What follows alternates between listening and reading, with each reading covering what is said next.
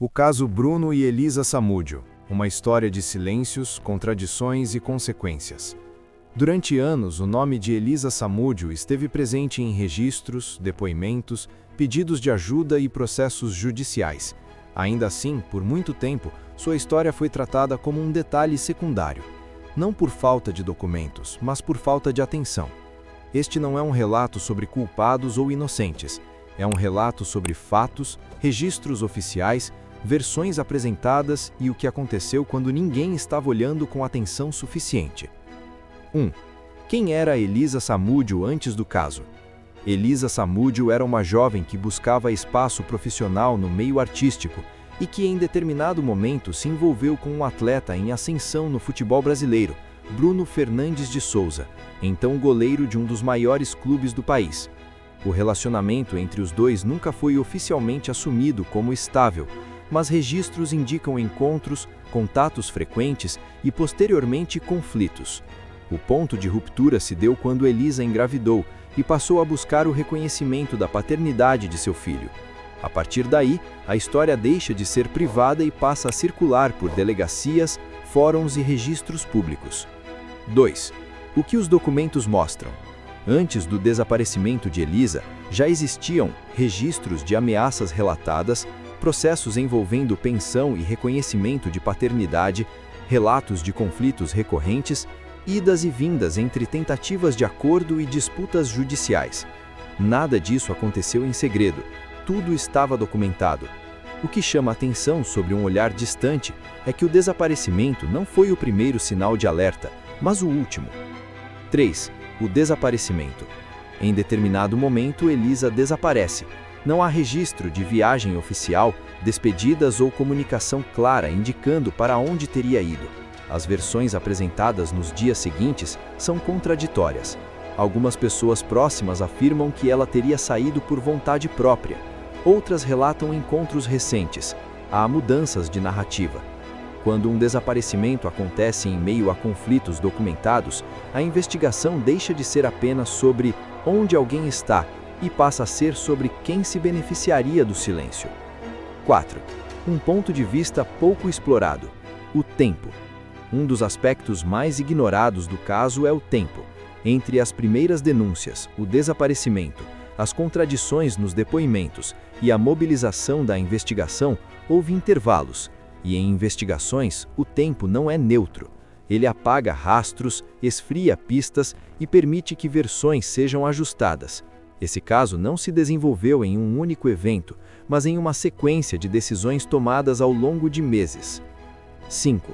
As versões e suas mudanças. Durante as investigações, surgiram diferentes versões sobre o que teria acontecido com Elisa Samúdio.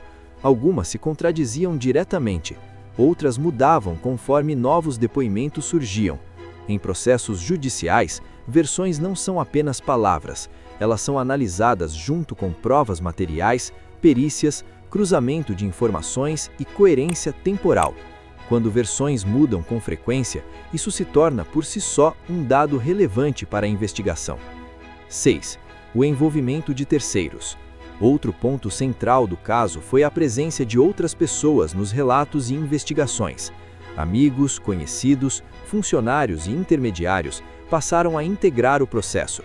Esse aspecto desloca o foco de uma narrativa simples para algo mais complexo: ações em grupo, omissões coletivas e responsabilidades compartilhadas. Casos assim raramente são sobre um único ato isolado, eles se constroem em rede. 7. A mídia e o tribunal público. Enquanto a investigação avançava, o caso ganhou enorme repercussão nacional. A mídia passou a acompanhar cada detalhe, muitas vezes antes mesmo de conclusões oficiais. Isso criou dois efeitos paralelos: pressão por respostas rápidas e formação de opinião pública antes do encerramento dos processos. Aqui surge um dilema comum em casos de grande visibilidade: informar versus espetacularizar. O excesso de exposição não acelera a justiça, mas molda percepções. 8. O julgamento e as decisões judiciais. Ao longo do processo judicial, provas foram apresentadas, depoimentos analisados e sentenças proferidas conforme a legislação vigente. O sistema judiciário seguiu seus ritos formais, ainda que sob forte atenção pública. Independentemente de opiniões pessoais, decisões judiciais são baseadas em provas aceitas legalmente, testemunhos validados e procedimentos técnicos. O caso passou a integrar o histórico jurídico brasileiro como um exemplo de crime de grande repercussão envolvendo figuras públicas. 9. O que permanece mesmo após o fim do processo? Mesmo após condenações e decisões finais, algumas perguntas permanecem abertas, não no sentido jurídico, mas no humano. Quantos sinais foram ignorados? Em que momento o caso poderia ter tomado outro rumo? O que teria mudado se alertas iniciais tivessem sido tratados com maior seriedade? Essas perguntas não buscam culpados adicionais, elas buscam um aprendizado coletivo. 10. Um olhar além do crime. Talvez o aspecto mais importante desse caso não seja o que aconteceu no fim, mas tudo o que aconteceu antes. O caso Elisa Samúdio não começa com um crime. Ele começa com conflitos documentados, desigualdade de poder, alertas formais e silêncios institucionais. Quando olhamos por esse ângulo, a história deixa de ser apenas um episódio trágico e passa a ser um estudo sobre como sistemas falham quando sinais são tratados como ruído. Esse foi um relato baseado em fatos, registros e acontecimentos amplamente documentados, apresentados sem julgamentos e sem a intenção de reescrever decisões judiciais.